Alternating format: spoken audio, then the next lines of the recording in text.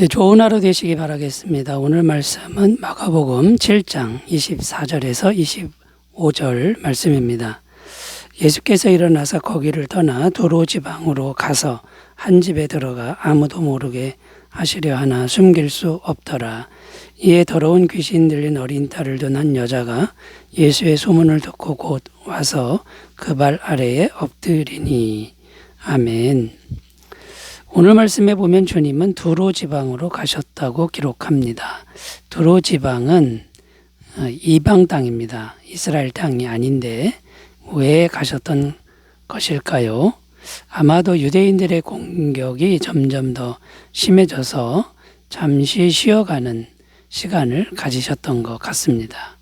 그런데 거기서 수로보니게 족속의 한 여인을 만납니다.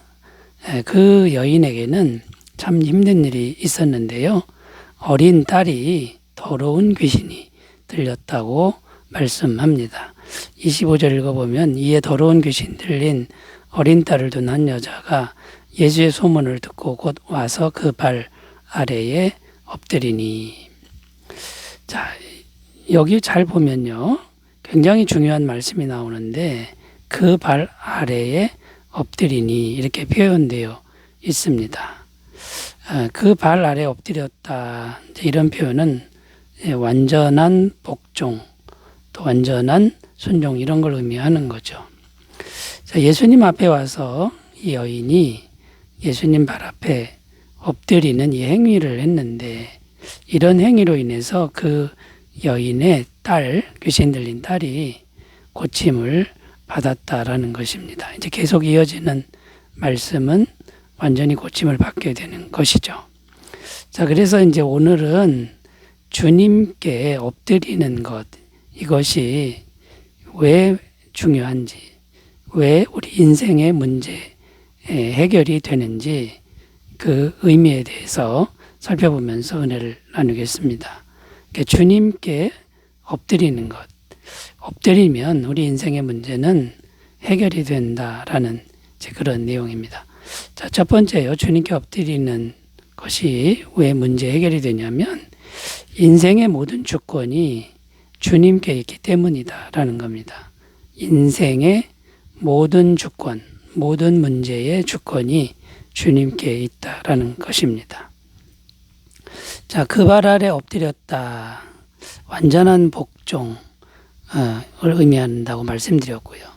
또 자기 인생의 문제를 주님께 완전히 위탁하는 것, 맡기는 것을 의미합니다. 자, 이게 왜 중요하냐면 주님께 맡겨야 우리 인생의 문제가 해결된다라는 겁니다. 맡겨야 주님께서 인생을 해결해 주는데, 인생의 문제를 해결해 주는데 우리는 많은 경우에 주님께 맡기지 않을 때가 많다는 것입니다. 어떤 문제가 생기면 일단 주님께 맡기기보다는 사람을 찾아다니는 경우가 많고요. 또 인간적인 방법이나 세상적인 방법을 계속해서 찾아다닐 때가 많다는 겁니다. 그러다가 아무리 해도 안 될 때 마지막에 가서 고통을 계속 당하다가 주님을 찾아오게 되는 경우가 많다라는 것입니다. 자, 그러므로 우리가 항상 무엇을 기억해야 합니까? 우리 인생의 모든 문제, 이 문제의 주권은 하나님께 있다, 주님께 있다라는 것을 우리가 항상 기억하는 것이 중요하다라는 겁니다. 사무엘상 2장 6절 7절 여호와는 죽이기도 하시고 살리기도 하시며 스올에 내리기도 하시고 거기에서 올리기도 하시는도다. 여호와는 가난하게도 하시고 부하게도 하시며 낮추기도 하시고 높이기도 하시는도다. 자, 사람의 죽고 사는 문제, 높아지고 낮아지는 모든 문제의 주권이 하나님께 있다라는 겁니다. 그러니까 무슨 말입니까? 빨리 주님 앞에 와서 엎드리라는 그런 말씀입니다. 그런데 많은 경우에 우리는 주님께 엎드리기보다는 나 스스로 열심히 다른 방법을 찾을 때가 많다라는 거죠. 역대상 29장 11절입니다. 여호와여 위대하심과 권능과 영광과 승리와 위엄이 다 주께 속하여 싸우니 천지에 있는 것이 다 주의 것이로소이다. 여호와여 주권도 주께 속하였사오니 주는 높으사 만물의 머리이심이니이다. 다윗의 찬송시인데요. 이 다윗도 똑같이 말을 합니다. 모든 주권이 하나님께 있다. 이렇게 고백합니다. 다윗의 인생을 보면 전 인생이 모든 순간에 하나님만 의지할 수밖에 없는 그런 인생이었습니다. 매일매일 주님 앞에 엎드리지 않으면 살아갈 수 없었던 그런 인생이었던 것이죠. 이것이 축복 중에 축복이라는 겁니다. 마태복음 10장 29절입니다. 참새 2마리가 한 아사리온에 팔리지 않느냐. 그러나 너희 아버지께서 허락하지 아니하시면 그 하나도 땅에 떨어지지 아니하리라. 참새 한 마리도 그냥 떨어지는 것 같지만 하나님이 허락하지 않으면 한 마리도 떨어지지 않는다. 이렇게 말씀합니다. 자, 그러니까 여러분 우리가 작은 일도 아무리 작은 일도 주님께 엎드리는 이런 행위가 꼭 필요하다는 것 우리가 꼭 기억하셨으면 좋겠습니다. 자, 주님께 맡기면 주님은 전능하신 분이기 때문에 어떤 문제든지 넉넉히 주님의 능력으로 해결해 주신다라는 겁니다. 로마서 4장 17절입니다. 기록된 바 내가 너를 많은 민족의 조상으로 세웠다 하심과 같으니 그가 믿은 바 하나님은 죽은 자를 살리시며 없는 것을 있는 것으로 부르시는 이시니라. 우리 하나님은 죽은 자도 살리고 없는 것을 있게 만드는 그런 분이라고 이렇게 증거하고 있다는 거고요.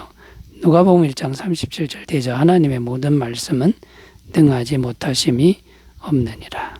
자, 그러므로 여러분 우리가 주님 발 앞에 엎드려야 되는 이유는 모든 주권이 하나님께 있다는 것을 꼭 기억하시고 작은 일일지라도 늘 엎드리는 삶이 되시기를 바라겠습니다. 두 번째로 가보겠습니다. 주님께 엎드리면 왜 문제 해결이 되는 겁니까? 두 번째는요. 주님은 간구하는 사람을 결코 외면하지 않으시기 때문이다라는 겁니다. 간구하는 사람을 결코 외면하지 않으신다는 것입니다. 요한복음 6장 37절에 이렇게 기록하는데요. 아버지께서 내게 주시는 자는 다 내게로 올 것이요 내게 오는 자는 내가 결코 내쫓지 아니하리라.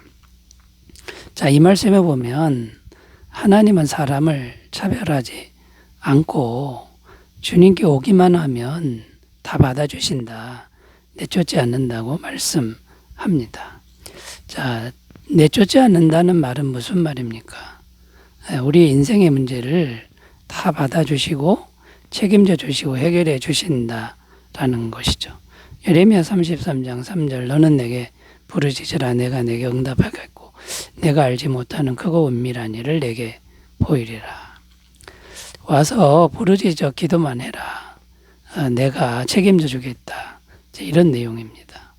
베드로전서 5장 7절입니다. 너희의 염려를 다 주께 맡기라. 이는 그가 너희를 돌보심이라. 그러니까 주님께 엎드린다라고 하는 것은 우리의 염려를 다 주님께 맡기는 행위입니다. 이제는 다른 방법이 없으니 주님이 해결해 주십시오. 이렇게 맡기는 건데 그러면 우리를 돌보시는 주님께서 넉넉하게 해결해 주신다라는 약속의 말씀이 됩니다. 자, 그리고 우리 주님은 내쫓지 않고요. 그 다음에 기도하는 거에 반드시 응답하신다라는 것인데요. 주님은 우리의 기도를 하나도 놓치지 않고 이미 다 듣고 계신다고 말씀합니다. 마태복음 6장 6절 너는 기도할 때에 내 골방에 들어가 문을 닫고 은밀한 중에 계신 내 아버지께 기도하라. 은밀한 중에 보시는 내 아버지께서 갚으시리라. 때로는 아무도 내 사정 모르고 내 기도 안 들어준다라는 그런 절망감이 들 때가 있습니다만 하나님의 말씀은 결코 그렇게 말씀하지 않습니다. 은밀한 중에 다 듣고 계시고 다 보고 계신다라고 말씀하는 이 말씀을 꼭 믿으셨으면 좋겠습니다.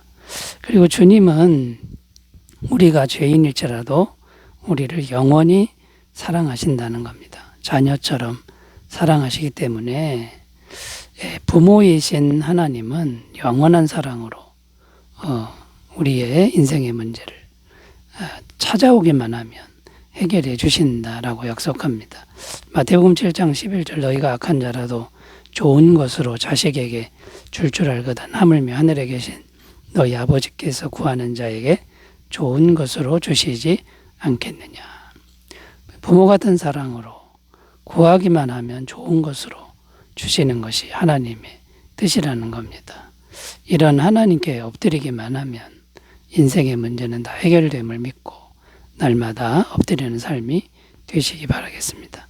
자, 세 번째로 하겠습니다. 주님께 엎드리면 왜 문제가 해결됩니까? 세 번째는요, 주님은 겸손한 사람에게 은혜를 주시기 때문이다라는 겁니다. 겸손한 사람에게 은혜를 주신다라는 것이죠. 자, 주님 발 아래 엎드렸다. 이것은 겸손을 의미합니다. 완전 복종 이런 모습이고요. 자존심은 아예 십자가에 못 박은 이제 이런 모습인데 이런 겸손을 주님은 기뻐하신다라는 거죠. 야고보서 4장 6절 그러나 더욱 큰 은혜를 주신다니 그러므로 일렀으되 하나님이 교만한 자를 물리치시고 겸손한 자에게 은혜를 주신다 하였느니라. 자, 겸손한 자에게 은혜를 주시는 이유는 뭡니까? 겸손이 바로 하나님을 진짜로 경외하는 것이기 때문이다라는 겁니다. 잠언 22장 4절 겸손과 여호와를 경외함의 보상은 재물과 영광과 생명이니라. 여기 보면 겸손하고 여호와를 경외함이 나오는데 원어에 보면 같은 의미로 나오고 있습니다. 그러니까 자기를 낮추는 바닥에까지 낮추는 그것이 하나님을 진정 경외하는 것과 같다. 그러니까 하나님이 가까이 하고 복을 주신다라는 겁니다. 또 우리가 겸손할 때 겸손해야만 하나님이 함께 하신다라는 겁니다. 마태복음 11장 28절 29절 수고하고 무거운 짐진 자들아 다 내게로 오라 내가 너희를 쉬게 하리라 나는 마음이 온유하고 겸손하니 나의 멍에를 메고 내게 배우라 그리하면 너희 마음이 쉼을 얻으리니. 자, 주님께 가서 쉼을 얻으려면 겸손해야만 됩니다. 왜냐하면 주님 마음이 온유하고 겸손하기 때문인 거죠. 겸손한 마음을 가질 때 주님과 함께 할 수 있는 것이고 그제서야 우리 짐이 가벼워진다라는 겁니다. 교만하면 어떻게 됩니까? 교만하면 하나님 나의 말씀도 주시지 않는다고 성경은 증언합니다. 잠언 9장 7절 8절 거만한 자를 징계하는 자는 도리어 능욕을 받고 악인을 책망하는 자는 도리어 흠이 잡히느니라. 거만한 자를 책망하지 말라. 그가 너를 미워할까 두려우니라. 지혜 있는 자를 책망하라. 그가 너를 사랑하리라. 자, 그러므로 여러분 우리는 교만을 다 버리고요. 자, 그러므로 우리가 평상시에 항상 가져야 될 마음은 우리가 죄인이라는 거, 하나님 앞에 죄인이라는 거, 이것을 잊지 말고 날마다 죄인됨을 인정하면서 겸손하게 엎드리는 그런 삶이 되시기 바라겠습니다. 기도합니다. 하나님 아버지, 항상 마음을 낮추고 겸손하게 하여 주님께 엎드리는 삶이 되게 하옵소서. 예수님의 이름으로 기도드립니다. 아멘. 은혜가 충만하시기 바라겠습니다. 감사합니다.